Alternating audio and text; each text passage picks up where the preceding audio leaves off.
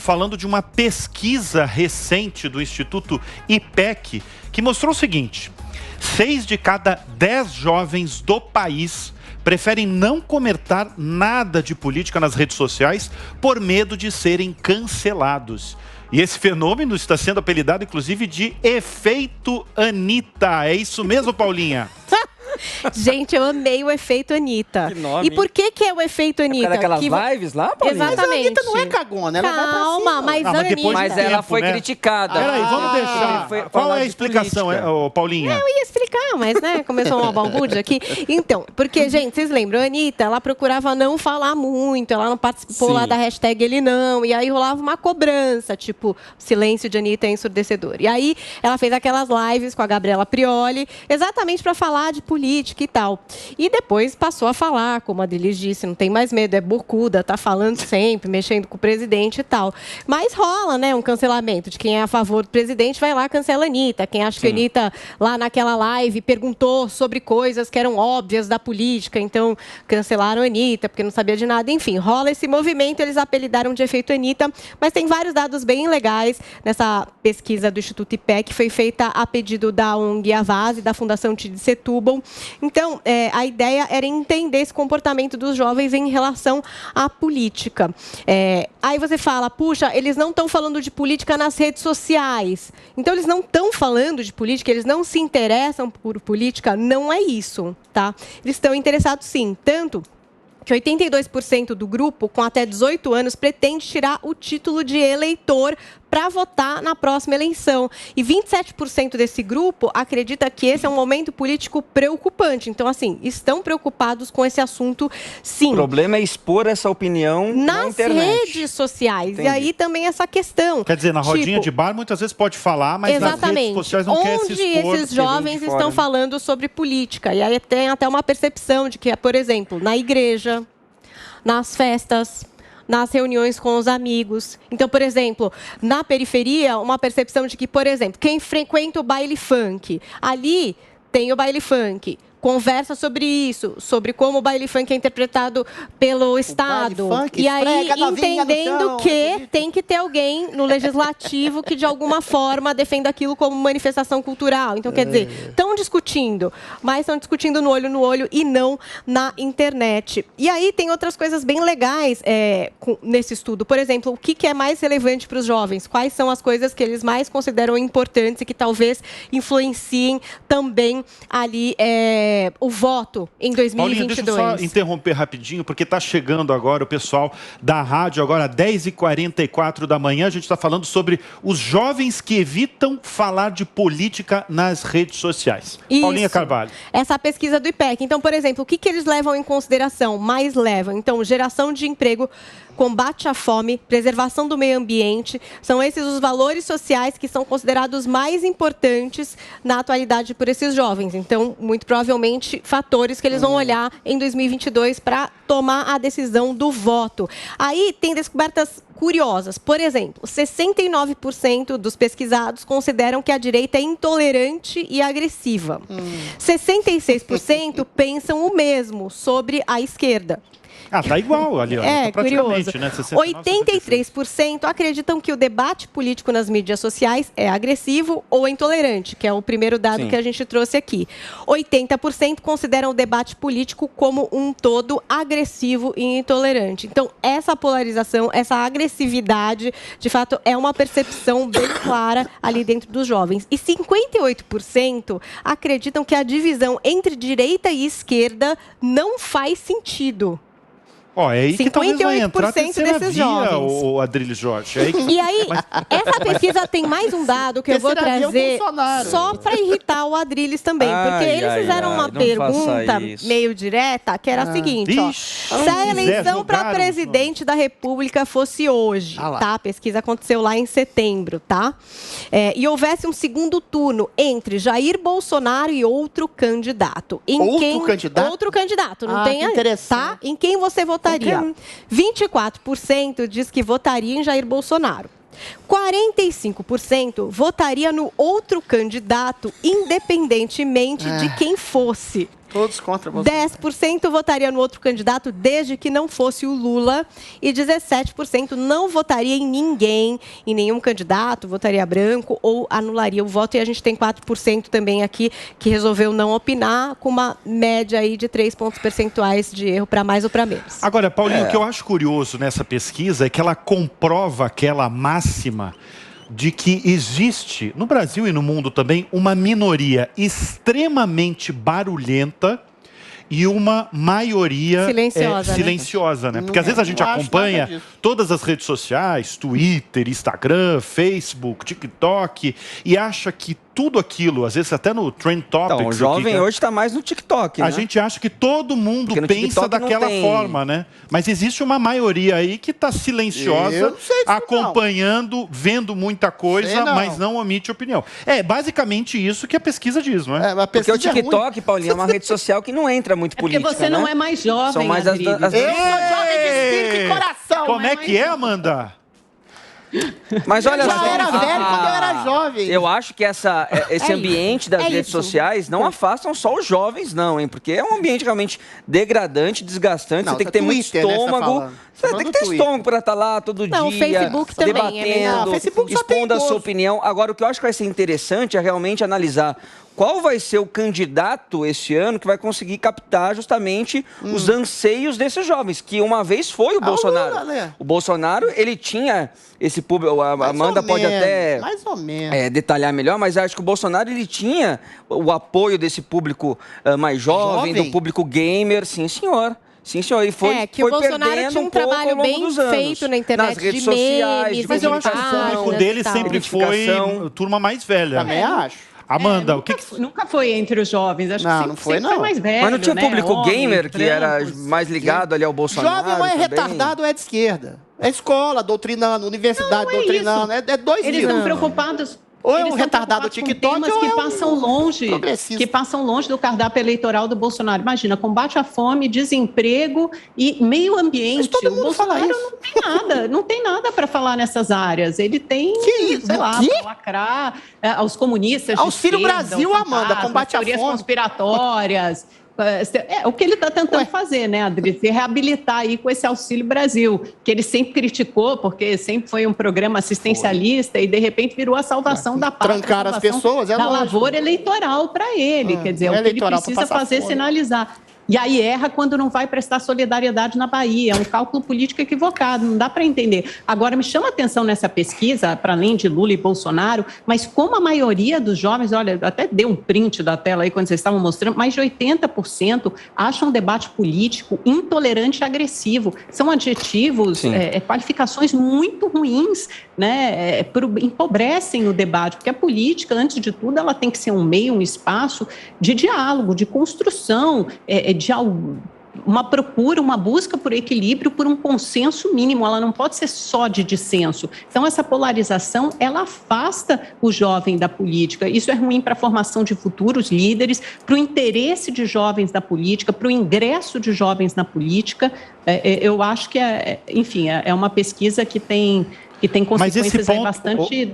Amanda, esse ponto ali que 69% acha que a direita é agressiva, tem o outro lado também, que 66%, praticamente uma diferença de 3%, pensam mesmo da esquerda. Quer dizer, é uma ojeriza aí, talvez, pelos extremismos, geral, não é? Né? É geral. Você não sabe, Adriles? Eu? Porque estão dos dois lados. Na verdade, existe um sentimento aí dessa agressividade, de rejeição, da agressividade, do radicalismo. É isso basicamente atestar que existe uma agressividade latente em todos os espectros extremos da política, e eu não acho que existe uma maioria silenciosa, que esteja mais calminha, é só ver no seio das famílias, nos grupos de amigos. A sociedade brasileira hoje é extremamente politizada e, infelizmente, pelo menos no primeiro momento que a gente está adolescendo, a gente está crescendo nessa dinâmica de uma consciência política maior, existe essa premissa de torcida, né? E tanto direitas. Se alguém me perguntar se eu acho a extrema-direita agressiva, acho. A extrema-esquerda agressiva, também acho.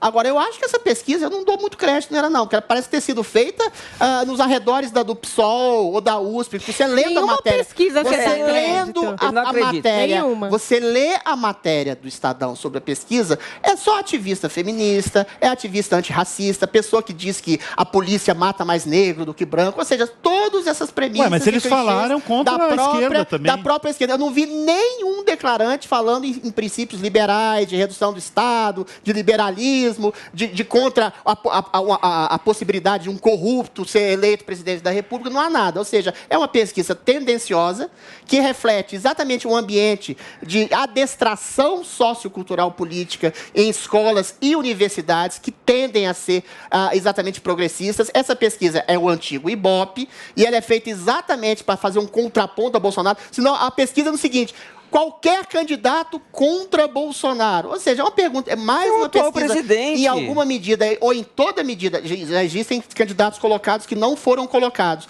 Ou seja, existe a tendenciosidade a estabelecer um contraponto a uma agressividade que se coloca dentro da matéria do Estadão, dentro da pesquisa, contra a possibilidade de conservadores, contra a possibilidade de uma direita, contra a possibilidade de uma reeleição do Bolsonaro. Não alude à corrupção, não alude à hipocrisia, não alude ao autoritarismo do STF e alude, coincidentemente, a Anitta, que não falava nada, que era completamente alheia à situação política, e se transformou numa manifestante aguerrida, efeito Anitta, olha só, aguerrida, extremamente agressiva, extremamente incisiva, não afeita a possibilidade do diálogo, que eu trago de maneira tão civilizada com a Amanda Klein aqui, por exemplo. A Anitta é extremamente agressiva, ofensiva e insidiosa em relação a qualquer princípio que não se contraste com a sua opinião. Ou seja, eu acho uma pesquisa furada, que exatamente expõe um único aspecto da cena sociocultural. Realmente, os jovens tendem a ser mais progressistas porque são ensinados em escolas e universidades a serem assim. Eu fiz PUC e não estou dizendo isso de orelhada, porque tentaram me adestrar e não conseguiram. O efeito Anitta, Adriles, não é por causa relacionado da mas você... Olha, mais uma semelhança aí, hein? Nossa! Daqui a pouco, hein? Viu, Bruno? Que diversa, daqui a pouco a gente tá... A Amanda tem que vir aqui pro estúdio, hein? Tem que ter aqui para ter essa presença. Vem pra cá, mano. Mas o efeito Anitta, né? O efeito Anitta, ele está relacionado às críticas que ela recebeu por ter se inserido nesse debate político. Exatamente. Mas ela não tem nada a ver com a agressividade dela. A gente tem que fazer ela foi cancelada, ela não foi cancelada, ela cancelou. Não, e não foram os pesquisados, os pesquisadores que apelidaram de efeito Anitta. Mas a gente tem que fazer um retrospecto. Nas eleições de 2018, no ano de 2018, a Anitta, como vários artistas, eles não se posicionavam nem para um lado nem para o outro, por um único objetivo. Porque se você fosse para um outro lado ou para o outro, você poderia perder, por exemplo, contratos. A Ivete Sangalo, que não se manifestava, então, esses dias estava até puxando o couro contra o Bolsonaro. Né? E às vezes elas são, esses artistas, ainda mais do porte da Anitta, eles são aconselhados por seus empresários. Olha, não se meta em política, não se meta em eleições, porque você pode perder aí contratos. O efeito Anitta é basicamente isso. A partir do momento... A Anitta ficava... A Anitta não se posicionava. Calada. Vamos lá. Ficava calada. Vou te responder. A partir do momento em que ela se posiciona, porque ela foi instigada pelo público a falar, tinha hashtag no Twitter, aí ela começa a falar, e aí existe aí... Vamos lá, Bruno Maia. Vamos explicar. Ela foi... Eu chamei o Leonardo Meyer. Você tá Bruno aqui Meyer, também. a questão que se coloca, você tocou exatamente o ponto, eu vou aprofundar. A Anitta não foi por uma consciência sociopolítica, moral e ética que ela foi levada a ser essa atriz política que ela é, essa atuante política incisiva e agressiva que ela é. É claro que ela percebeu que a maior parte do nicho de público que ela tem é esquerdista, é progressista, até pela obra da Anitta, pela sua maneira de se postar sexualmente, afetivamente. Ela se coaduna a um progressismo, a um esquerdismo latente e patente que a gente tem hoje no país e no mundo. Então, percebendo de maneira publicitária, não de consciência, que ela tem esse público voltado ao progressismo e contra conservadorismo, e contra Bolsonaro e contra a direita, é lógico que ela oportunisticamente se transformou numa ativista política. É o que acontece, infelizmente, com boa parte desses jovens que são exatamente incitados por professores, por colegas, por pessoas nas escolas, nas universidades, a se tornarem progressistas. São poucos que conseguem fugir dessa pressão, ou por uma questão econômica, pressão, no caso da Anitta, ou por uma questão ideológica de você fazer parte de uma turma. Eu era um coitadinho, ninguém queria do meu lado, achavam graça, mas eu mantive o meu caráter intacto. Não sei se foi o caso de Amanda Klein na PUC. Conte a sua história pessoal, isso... Amanda. Não, é que você era podado na universidade. Daí a explicação, Amanda. Eu enfrentava professor. Eu era o único direitista. Você enfrentava todo mundo. Todo mundo. Você é aquele famoso. Eu era o chato. Era. Faziam bullying com a Adriles? Não é possível. E você se rebelou, Amanda nos corredores da PUC? Não, sabe o que é, Adriles, você não entende? Tem uma mudança demográfica em curso. Os mais jovens, não é que eles são cooptados, ou como se houvesse uma lavagem cerebral dos professores, como se eles não tivessem capacidade de raciocínio e autonomia. Jovem não tem capacidade de raciocínio. Muito pelo contrário. É que eles estão preocupados com outros temas, outras questões que passam ao largo desse governo, ou que esse governo se opõe, se coloca contra. Por exemplo, as pautas identitárias, uma pauta de maior igualdade, o meio ambiente. Essas pautas são caras das gerações, Adriles. Talvez não fossem tão caras na nossa época, porque existiam outros temas. Mas você está descrevendo uma esquerda identitária, meu amor. Esse governo não acompanha. Ele se coloca contrariamente. Mas são pautas ridículas. Falar que o Brasil é racista, combate a fome e a pobreza, geração de emprego. Combate a fome e a pobreza, ele dá auxílio Brasil. Ué. Ele é um gentleman, deixa todo mundo falar. No caso da Anitta, uma coisa é não se posicionar no início do governo Bolsonaro. Algumas pessoas, eu nunca tive essa dúvida, mas enfim, algumas pessoas ainda tinham a dúvida legítima e queriam dar o benefício da dúvida, deixa o cara governar, vamos ver o que ele apresenta. Agora, depois do enfrentamento à pandemia, dessa gestão horrenda, criminosa do governo Bolsonaro, tornou-se impossível não fez nada. Então, grande parte dos artistas o fez, que seja de forma publicitária, ou comercial, ou mercadológica, mas eu acho que tem a ver com consciência também, não tem como não se posicionar. É que nesse caso específico da Anitta mesmo, ela foi cobrada pelas pessoas, por fãs inclusive, para se posicionar de alguma forma, isso em 2018, né? Mas o que ela fala, que é bem diferente do que o Adriles está colocando aqui, que ele está dizendo que ela agiu de uma forma basicamente marqueteira. Claro. O que ela fala é que ela considera que ela não tinha conhecimento o bastante para se posicionar na época. Estou falando o que ela fala, já que ela não está aqui para poder debater com o senhor Adriles. Ela diz isso, que ela não tinha conhecimento bastante e que a partir dessas cobranças ela passou a tentar entender melhor as questões, a buscar conhecimento com as pessoas que ela quer, que não é o Adriles no caso, é a Prioli e outras pessoas. Ela conversou com líderes indígenas, com líderes de causas que ela acredita, Adriles. E aí ela desenvolveu aí a linha de pensamento dela, que como não é do Adriles, ele fica e de ensino da Anitta vai exatamente de encontro ao público dela, que é progressista, que é de esquerda. Por isso que ele como diz a Amanda Klein, o argumento dela vai contra ela mesma. Se você estabelece um princípio de uma esquerda identitária, que vê racismo, homofobia, misoginia em todos os cantos, cria preconceitos que não existem, exatamente eliminando a possibilidade de investigação real de preconceitos. Esse é o problema de uma esquerda identitária, que se colocou em cima de uma esquerda marxista que praticamente não existe, que o proletariado, entre aspas, está ascendendo economicamente graças ao capitalismo. Então, a esquerda identitária histérica, que percebe preconceitos onde eles não existem, exatamente é a premissa dessa juventude, que fica falando de meio ambiente, uma pauta histérica também, com o Brasil com 99% de mata preservada, fica falando, culpando inadvertidamente e injustamente o presidente por uma política contra a Covid, sendo que todo mundo conscientemente sabe que quem fez a política anti-Covid foram prefeitos, governadores que trancaram as pessoas, que fecharam a possibilidade de trabalho. O presidente, Amanda Klein, é um humanista, deveria ganhar um prêmio Nobel, porque foi o único líder mundial que falou na possibilidade. Que falou na possibilidade. Posso encerrar o bloco? Deixa eu falar. Que falou na possibilidade de libertação do cidadão através do trabalho. Pelo amor de Deus. Independente de migalhas do Estado. Olha só, depois dessa. Tudo tem um limite. Depois